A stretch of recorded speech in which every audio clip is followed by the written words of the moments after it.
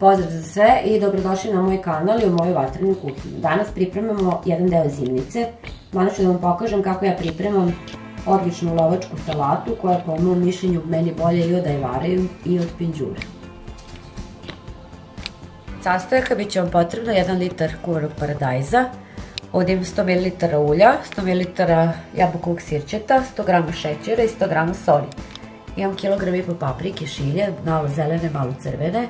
Treba će vam 500 g šargarepe, negde od 6 do 8 čena belog luka i oko pola kilograma crnog luka. Prvo ćemo svo povrće očistiti, iseckati i oprati i posle ćemo kuvati ovu lovačku salatu.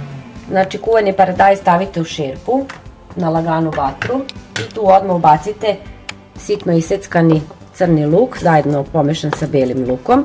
Ja sam blenderisala da bi skratila proces kuvanja, znači neki kuhinski čoper ili šta imate od tih aparata, smrvite luk jer ćemo skratiti onda tako kuvanje.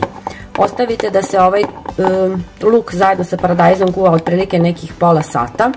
Nakon pola sata ćemo ubaciti papriku i šargarepu, znači papriku sam naseckala sitno na kockice, šargarepu na kolutiće i u ovu smesu sa paradajzom i lukom odmah ću ubaciti znači 100 g šećera i 100 g soli i znači kao što sam vam rekla to ćemo kuvati otprilike nekih pola sata.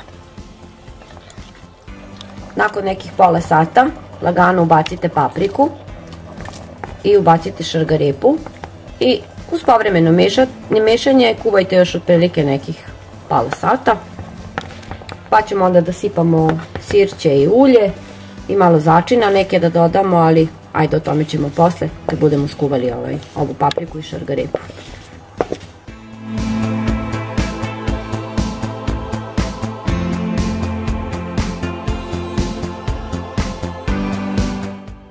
Nekih 10 minuta pred kraj kuvanja ubacite peršunovo lišće i ubacite nekoliko lista lovora, sipajte ulje i dodajte sirće i kuvajte još 10 minuta i onda je paprika gotova.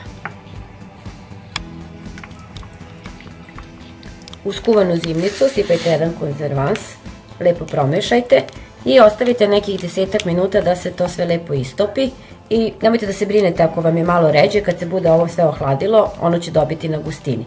Rernu uključite na 60 stepeni, tegle poređajte u pleh i zagrejte ih i znači u zagrejane tegle blago prohlađenu zimnicu sipajte, zatvorite celofanom i gumicom ili poklopcem i stavite na mesto gde inače držite zimnicu. Nadam se da ćete rado isprobati ovaj recept za zimnicu jer ja ga koristim već dugi niz godina i recept je tačan i proveren i tačno u opisu ispod videa ću vam napisati koliko tačno sastojaka sam koristila i koliko sam tegli napunila. Do nekog novog videa i video recepta, sve vas puno voli i pozdravlja, vaša Vatrena. Ćao!